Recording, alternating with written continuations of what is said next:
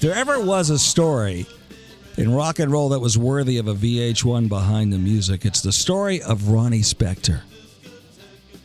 Ronnie Spector, probably more than any other woman I can think of, inspired most of the current female rock stars out there.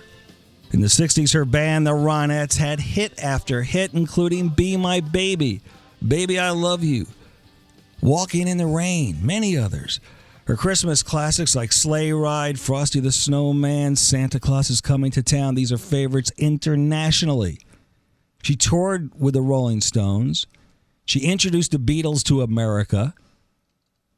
As a matter of fact, the Stones and the Beatles were inspired by the Ronnies.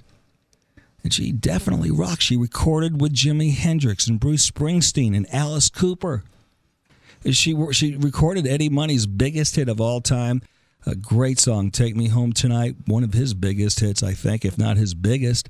Ronnie, it's great to have you on. Hi, Allan. It's great to be on. It's wonderful. You know, if we ever have a part 2 to this, I know you can only spend 10 minutes with us, but I have so many questions. You talk about history. What a background. I can't wait. I know. It's been quite a life. So, from what I understand, you, even before Joey realized it, you wanted to record with Joey. Talk about how you hooked up.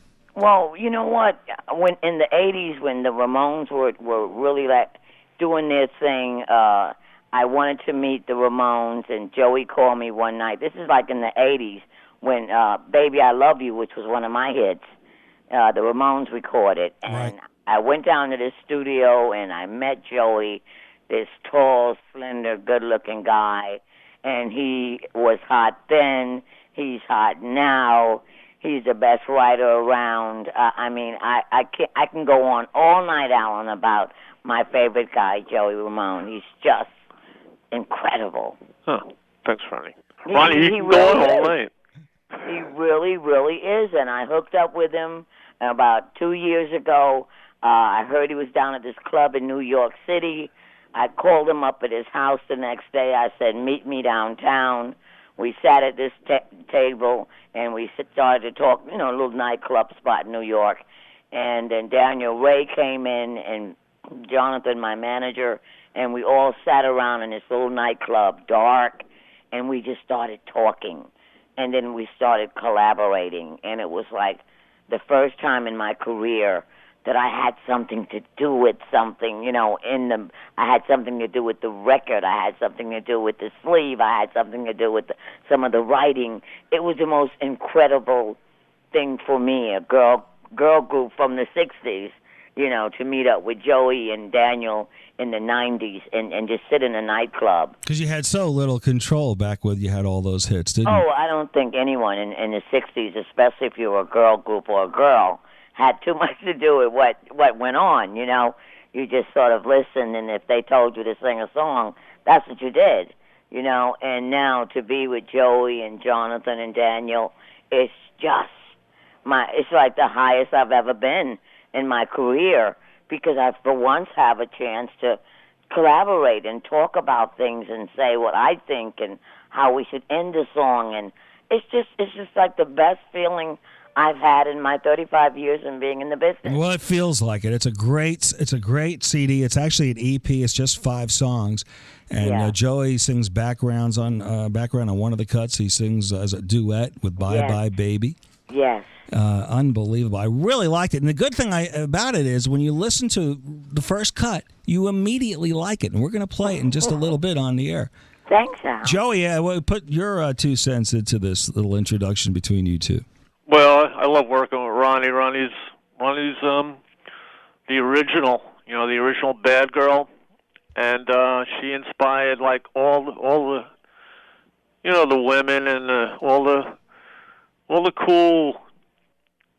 cool bands and artists. Not just women but guys too. You know what I mean? She inspired me. She inspired Johnny Thunders. And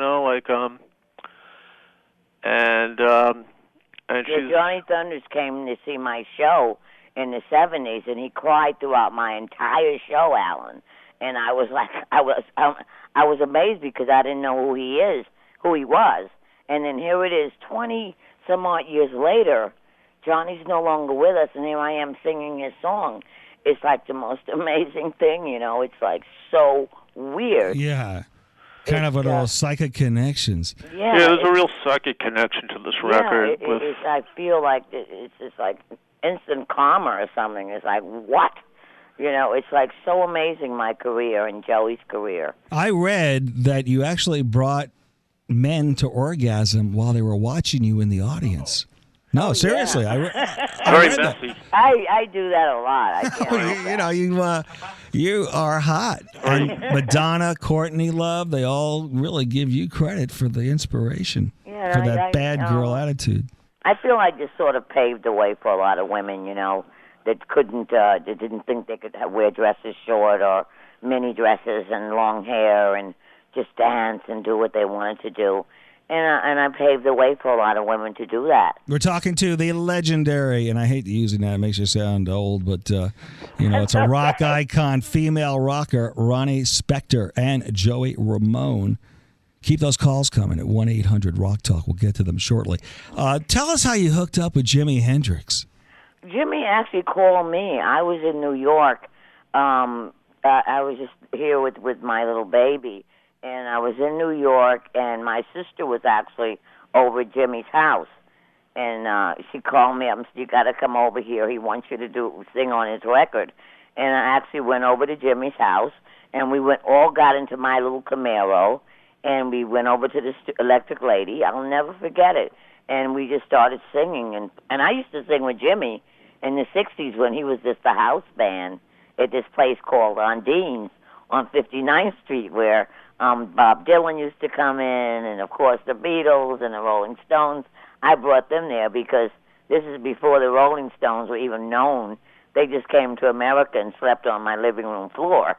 This is before Satisfaction, before they had hit records, and I took them down to this club, and that Jimi Hendrix was the band that night, and they were blown away by his playing, And it's just like, it's been this like, I can't believe my career myself.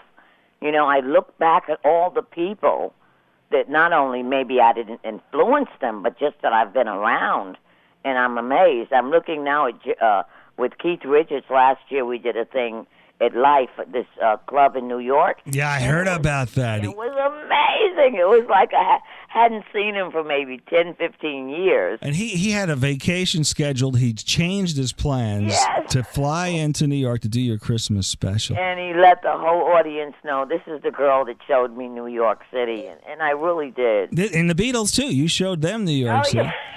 And this is we can get into this when we spend a whole hour or more with you in the future. But I'd like to tell you a few stories. Oh, I can't wait. But Murray the K, when he called himself the fifth Beatle, for those of you in New York who remember that, it was kind of like a favor. You're the one who arranged it. He asked you as a favor. Murray the K called me and said, Ronnie, you've got to get me up to the Warwick Hotel, because we had just come back from London. And the Beatles had given the Ronnets, given us like a welcome party to London and stuff. So we knew them and everything. So Murray the K, the fifth Beatle, is calling me saying, you've got to get me in the Warwick Hotel. I've got to meet these guys. I'm calling myself the fifth Beatle, and I haven't even met them yet, Ronnie. Bring me up there. So I let him come up, and the Beatles met him, and they were trying to get rid of him. And it was, I remember these stories so vividly, I guess because when the British invasion came over, it was an explosion. All the 60s groups were like washed away overnight. It was an amazing time, and I was right there in the middle of all of it, And it is a behind the music sort of a story. Oh, you're not kidding. If there ever was a story that would compel the audience, I mean, it could be made into a movie. Not that the Ramones couldn't be, but I'm telling you, there's a story that's overdue, and it is for you. I mean, that's incredible. And we're going to deal with it when we have you back on around Christmas time. Of course, Allan. Now, how can people get this new CD, this new EP? She Talks to Rainbows. Joey's a quiet guy. He works hard in the studio, but She he's quiet Talks on the to phone. Rainbows. Yeah, Joey, how people going to want to get this? Yeah, it's at their record store. It's on Kill Rock It's on Kill Rock Joey. stores, and it came out last week. And you just go to your favorite record store, or go to CD Now, or Amazon.com, or whatever it be, and just and get it. She talks to rainbows. Every cut. Like I said, it'll grab you. We're going to play some in just a bit. Another bit of information. Not many people know this, that the Beach Boys, Brian Wilson, wrote Don't Worry Baby for Ronnie. Yeah. How many people? He wrote that for me. I'll tell you a quick story. We're in the studio, and I was just finishing up on Be My Baby. Brian Wilson pokes his head in the door. He immediately falls in love with Be My Baby. He runs back home. He writes Don't Worry Baby. And in those days, people, the publishers, the writers, we didn't know about all that stuff. And I loved Don't Worry Baby. But, of course, Baby, I Love You followed it up because Phil wrote it along with Ellie Greenwich and Jeff Barry, the same people that wrote Be My Baby. And I loved Don't Worry Baby. So here it is, 30 years later, I get a chance to record Don't Worry Baby. And it's like, I'm telling you, my life story is like something else again. I'm amazed at what I did and I am still doing.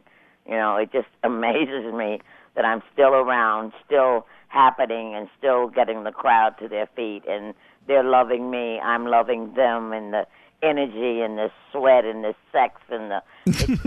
It's pure rock and roll. Ronnie's audience are like, young kids and really all, a real mixed crowd, you know what I mean? It is amazing to see these kids 17 and 18 years old, and they know every lyric. It's like we were just in Japan a few months ago, and they didn't speak any English there, my whole audience in Japan, yet they knew every word to Be My Baby, Baby, I Love You. I mean, I'm still amazed at how much the kids know all of my stuff, and Joey's too. Yeah, well, those songs are like timeless. They are timeless. And you had, how many bona fide hit records did the Ronnets have? I was trying to count them. I think we had like 5 bona fide hits with Do I Love You and Walking in the Rain and Best Part of Breaking Up, and of course Be My Baby and Baby I Love You. So we had like, 5 top 40 hits.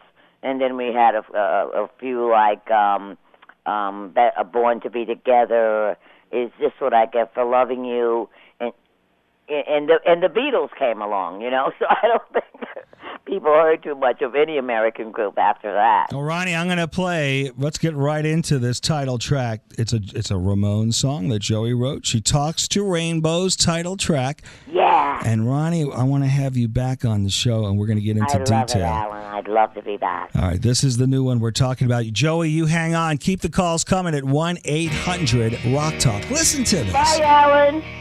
That was a great interview with Ronnie Spector. Oh, that was just, she is such a great attitude. I mean, she sounds so good. All she's been through, she's got a great attitude. Yeah, we didn't really touch on all the heavy stuff that she's been through. I mean, it's been in the news, the big dispute between her and Phil, and he doesn't, she literally got paid nothing for those hits. And nothing. Yeah. And the reason you're not seeing movies about this is because he owns the rights to all this music, and without a music, they can't do a special.